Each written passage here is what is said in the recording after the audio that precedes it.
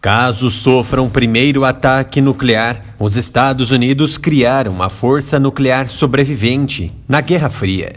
As tensões entre os Estados Unidos e seu improvável aliado na União Soviética persistiram durante a Segunda Guerra Mundial. Os líderes aliados ocidentais não esqueceram o pacto inicial de não agressão feito entre o primeiro-ministro soviético Joseph Stalin e Adolf Hitler em 1939. No entanto, a invasão da União Soviética pela Alemanha e o ataque do Japão a Pearl Harbor criaram uma aliança entre os Estados Unidos e a União Soviética, à medida que a Segunda Guerra Mundial transformou tanto os americanos quanto os soviéticos em formidáveis potências mundiais. A competição entre os dois só aumentou. Após a derrota das potências do eixo, uma rivalidade ideológica e política entre os Estados Unidos e a URSS deu lugar ao início da Guerra Fria. A corrida subsequente por poder militar superior desencadeou uma era de espionagem, guerras pela disseminação do comunismo e um acúmulo de armas nucleares que ameaçavam a aniquilação global. E os resquícios nucleares da época se fazem presentes nos dias atuais. À medida que o arsenal soviético continuava se expandindo no início da Guerra Fria, especialmente após o desenvolvimento de armas termonucleares, os estrategistas americanos buscaram novas maneiras de fortalecer a dissuasão. Um fator-chave desse esforço foi o conceito de destruição garantida, segundo o qual o arsenal dos Estados Unidos precisava ser capaz de absorver um primeiro ataque surpresa soviético e ainda ser capaz de infligir um ataque devastador de retaliação, ou segundo ataque, que poderia destruir a União Soviética como uma sociedade funcional. Em 64, o secretário de Defesa americano, Robert McNamara, estimou que um arsenal precisava ser capaz de conservar 400 armas nucleares para manter uma força de destruição garantida para um segundo ataque, que ele definiu como a capacidade de destruir 1/4 da população da União Soviética e metade de sua capacidade industrial. Mais tarde, os estrategistas criaram o termo destruição mutuamente assegurada para descrever a situação em que ambos os rivais possuíam essa capacidade.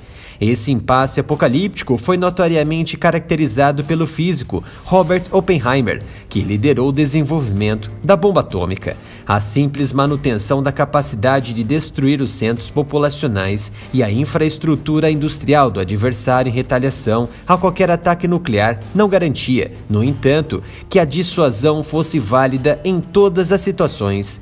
Sob quais condições um líder racional optaria por usar armas nucleares em um conflito? O teórico dos jogos e ganhador do Prêmio Nobel, Thomas Schelling, apontou que, sob certas circunstâncias, iniciar uma guerra nuclear pode ser vista como um ato racional. Na visão de Schelling, as duas grandes potências nucleares, em vez de se parecerem com escorpiões dentro de uma garrafa, podem se confrontar com dois pistoleiros na rua empoeirada de uma cidade do Velho Oeste sem lei, onde quem for mais rápido de sacar leva vantagem. Essa situação ocorreria quando um dos dois poderes sentisse o que Schelling chamou de o medo de ser um pobre segundo por não ter sido o primeiro. Esse medo tornou-se particularmente agudo quando os avanços na orientação de mísseis balísticos permitiram que a União Soviética e os Estados Unidos executassem um ataque nuclear de força contrária ao próprio arsenal nuclear do outro, potencialmente comprometendo a eficácia de qualquer ataque de segundo ataque. Esses temores foram acentuados pelo advento de mísseis com múltiplos veículos de reentrada com alvos independentes. Como cada veículo ou ogiva nuclear, em tal míssil era capaz de atingir um alvo diferente. Havia agora a perspectiva de um atacante usar um único míssil para destruir vários mísseis inimigos armados comparáveis em seus silos, ou de uma base naval, além de hospedarem vários submarinos e mísseis balísticos, cada um armado com uma dúzia ou mais de mísseis carregando centenas de armas do tipo, ou também dezenas de bombardeiros com armas nucleares em uma base aérea. Na terminologia militar, o atacante agora pode desfrutar de uma relação custo-troca altamente favorável, na qual pode destruir dezenas de armas de seu rival usando apenas algumas de suas próprias armas, alterando significativamente o estado de paridade que existia antes do ataque.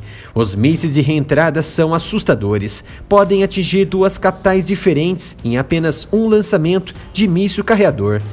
Caso os americanos tivessem a tecnologia na Segunda Guerra, provavelmente a utilizariam contra cidades bombardeadas e aniquiladas pelas bombas atômicas. Atingiriam Hiroshima e Nagasaki ao mesmo tempo, matando ao certo 200 mil pessoas imediatamente, como de fato ocorreu.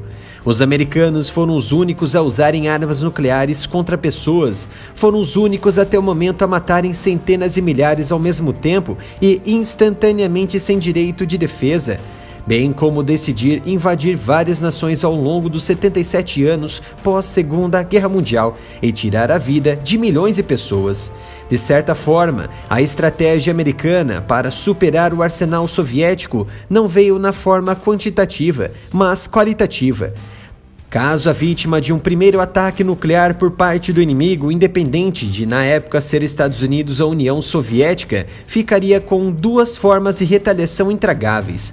A vítima poderia usar muito ou a maior parte de sua pequena força sobrevivente após sofrer um ataque para lançar um ataque em espécie contra o arsenal do agressor, mas as perspectivas de sucesso agora seriam pequenas, pois a maior parte das forças nucleares do agressor estaria intacta e, juntamente com suas defesas aéreas e antimísseis, estaria em alerta total. Além disso, tal segundo ataque também arriscaria deixar a vítima com forças insuficientes para manter uma capacidade de destruição garantida. Alternativamente, se a vítima optasse por realizar um ataque devastador à economia e à sociedade do agressor, seria um ato de suicídio, pois desencadearia o MAD, em inglês, destruição mutuamente assegurada, provocando um ataque correspondente a si mesma por parte do adversário, que havia preservado sua própria força de destruição assegurada.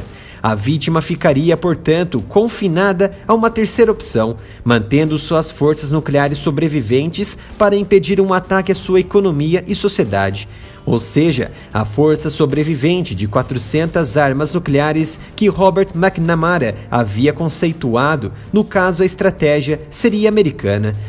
A estratégia nuclear americana foi vital para esta questão, além de superar a dificuldade em alcançar o arsenal soviético com tecnologia e estratégia. Somada à política nuclear soviética, as duas potências evitaram o pior desfecho que o mundo previa: uma guerra rápida, quente e apocalíptica com armas nucleares.